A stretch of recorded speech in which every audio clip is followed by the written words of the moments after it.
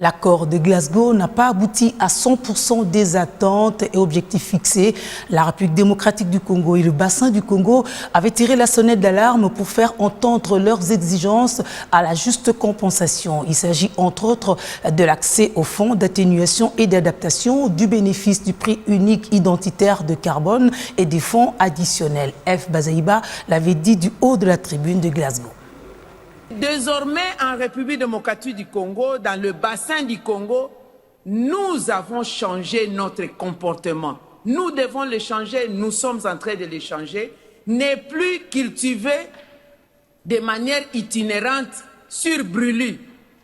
Alors, il nous faut une compensation, il nous faut de l'échange. Quelle est l'alternative pour que nous puissions nous adapter à la nouvelle culture industrialisée, sans pollution? Il s'agit d'avoir accès aux fonds d'adaptation, accès aux fonds mis à la disposition pour l'atténuation.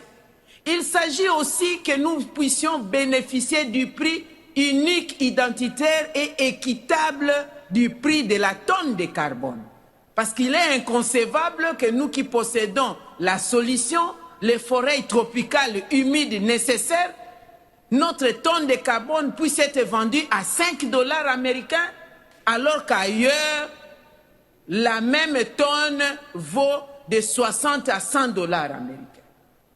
Il s'agit aussi qu'on puisse avoir des fonds additionnels, ne pas nous demander que le prix de la vente du crédit carbone, nous puissions encore ponctionner des pourcentages à mettre dans le fonds d'adaptation. Ce n'est pas possible.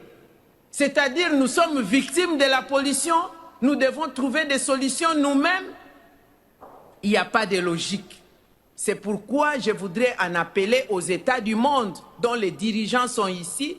Chers collègues ministres, l'union fait la force.